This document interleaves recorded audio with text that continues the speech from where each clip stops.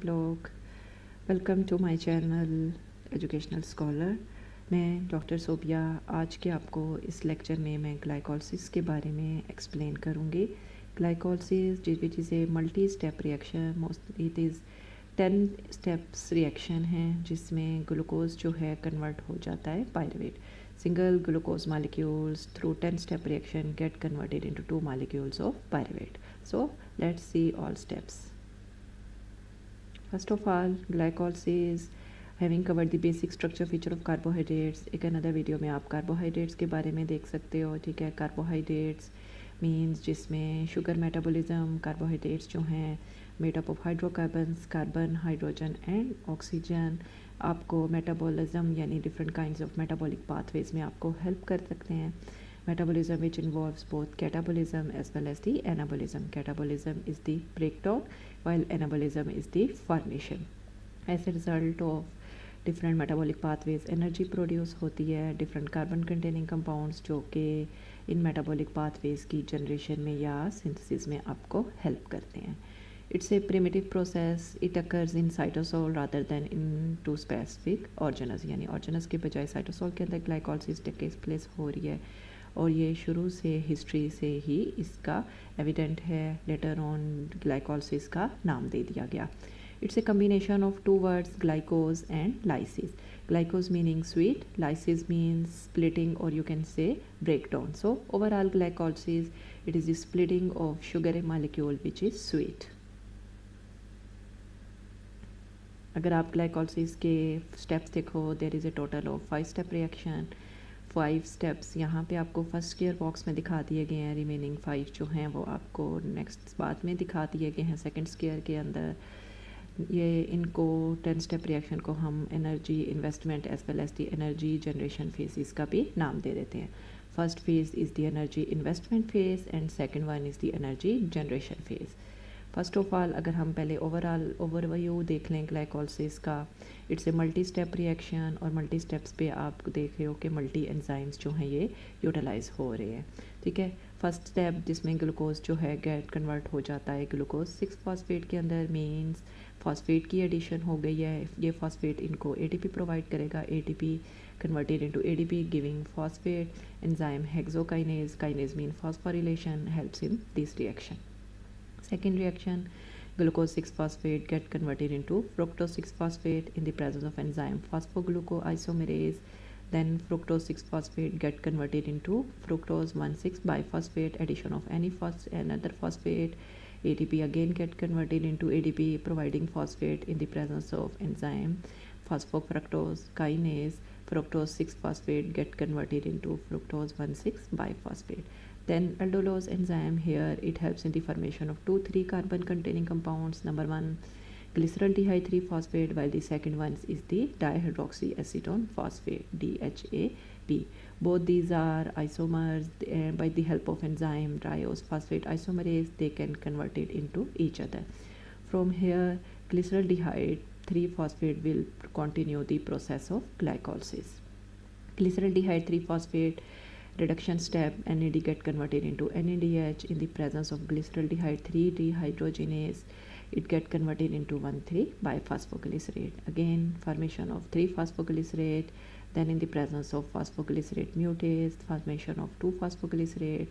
Then phosphoenol pyruvate and at the end pyruvate. So overall you can say glucose which get converted into pyruvate. One molecule of glucose, but here 2 molecules of pyruvate will be formed because from here reaction will go double.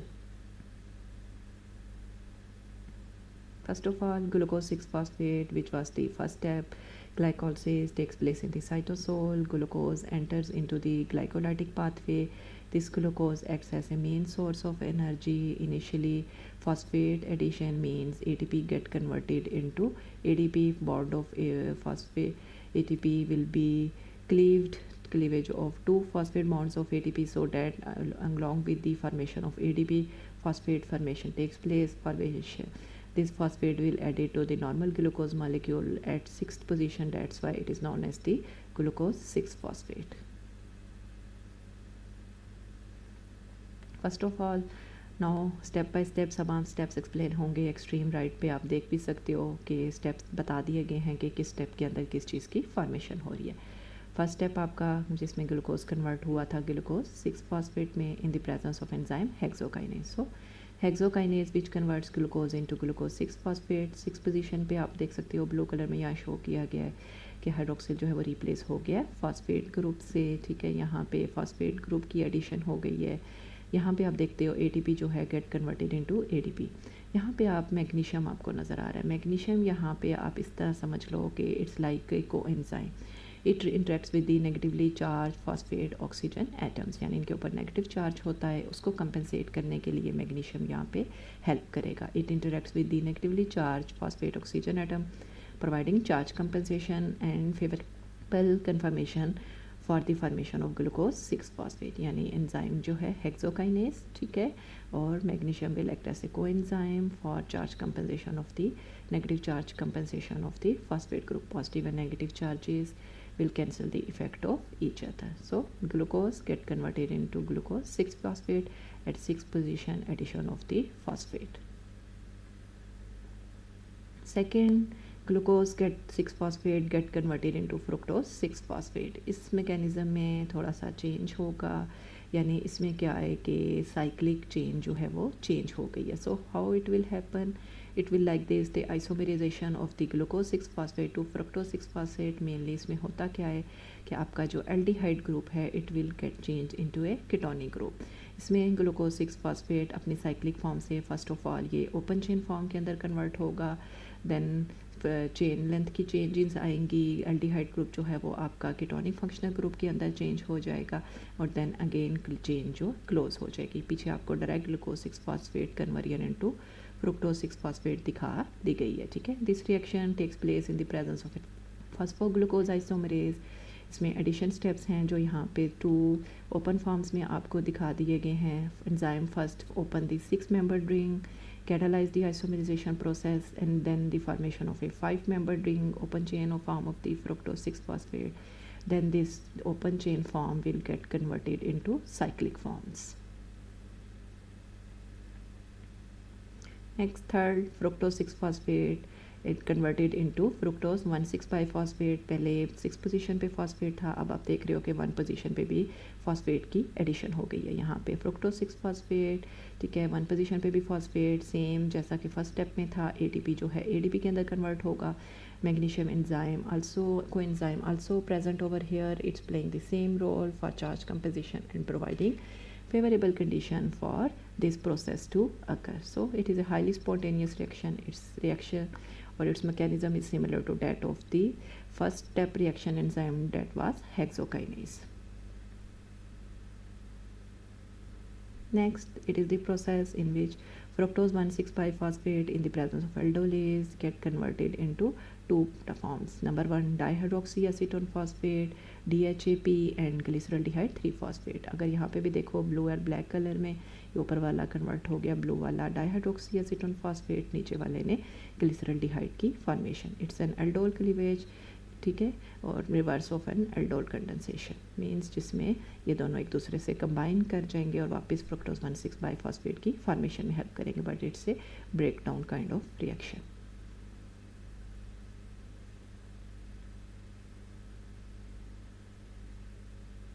Hair next, जहाँ पे आपका glyceraldehyde 3-फॉस्फेट था वो आपके glycolysis के process को continue करेगा। It's a reduction step, इसको आपने माइंड में रखना है। लेटर ऑन फर्मेंटेशन में भी आपका इसका यूज़ आएगा।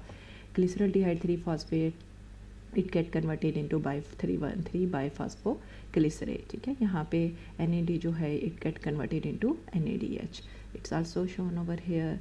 Exergonic oxidation of aldehyde 3-phosphate to a carboxylic acid drive the formation of a acyl phosphate. It is the only step in glycolysis, यानी ओवरऑल ग्लाइकोलिसिस में सिर्फ यही स्टेप है जिसमें आपका रिडक्शन हो रही है। मीन NAD जो है वो आपका NADH के अंदर कन्वर्ट हो रहा है। Next, one three biphosphoglycerate it get converted into 3-phosphoglycerate. Main simple, ठीक है। एडीपी जो है, एडीपी में क्योंकि इस दफ़ा अब यूटिलाइज़ करेगा वो फॉस्फेट को, magnesium providing same role as in other steps shown before, ठीक है। This phosphate transfer is reversible, one phosphate bond is cleaved, another synthesized. 3-phosphoglycerate which get converted into 2-phosphoglycerate. Here only 3 position से phosphate जो है वो आपका 2 position पे move करके आए।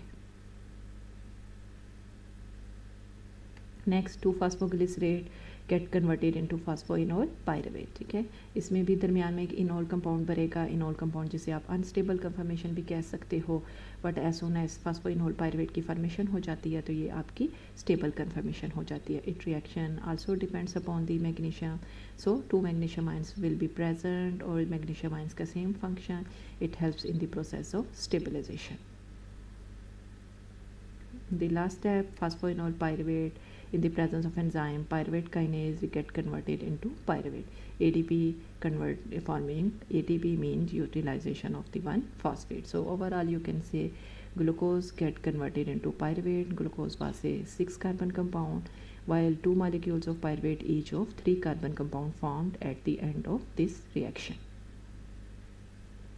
Balance sheet, 2 ATP expended means in the energy investment phase, while 4 ATPs are produced totally, so there was a net production of 2 ATP molecules. If overall reaction अगर आप देखो, glucose single molecule get converted into 2 pyruvate molecules, NAD get converted into NADH, जो पूरा एक ही reaction था, ठीक है, पूरे ग्लाइकोलिसिस के अंदर, जिसमें ग्लिसरॉल्डिहाइड 3 फॉस्फेट जो है 1,3-बाइफॉस्फोग्लिसरेट में कन्वर्ट हुआ था।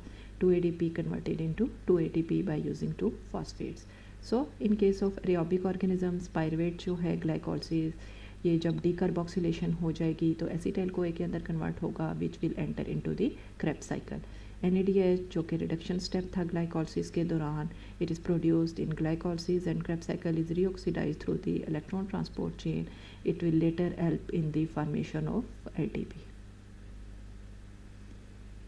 सो फर्मेंटेशन, एनारोबिक ऑर्गेनिजम्स, ठीक है, दे लाइक रेस्पिरेटरी चेन, उन्हें ऑक्सीजन नहीं चाहिए होती। ग्लाइकोलिसिस में जो पूरा रिडक्शन स्टेप था, एक ही सिंगल स्टेप था जिसमें ग्लिसरॉल्डिहाइड 3 फॉस्फेट कन्वर्ट हुआ था one three biphosphoglycerate. So the complete pathway including glycolysis and reoxidation of NADH, it is called the fermentation. Fermentation, यहाँ पे आपको ग्लूकोज जो है 10 स्टेप रिएक्शन के थ्रू पायरुवेट के अंदर जब कन्वर्ट हुआ, under different conditions it will enter into different forms. For example under anaerobic condition, जिसे आप hypoxic conditions का भी नाम दे सकते हो, ठीक है, means anaerobic condition में it will help in the formation of a lactate. This lactate is reversible, it can easily get converted into pyruvate again. fermentation to lactate in case of muscles, जब muscle में बहुत ज़्यादा fatigue हो जाती है, इनके उस वक्त lactic acid की formation होना शुरू हो जाती है. अंदर अनदर एनारोबिक कंडीशंस जिसमें आपकी ethanol and other related products की फॉर्मेशन होती है, ठीक है, और ये आपका इरिवर्सिबल स्टेप है। एक दफ़ा इन अल्कोहलिक प्रोडक्ट्स की फॉर्मेशन हो जाए तो वो कभी भी वापस नहीं जा सकते।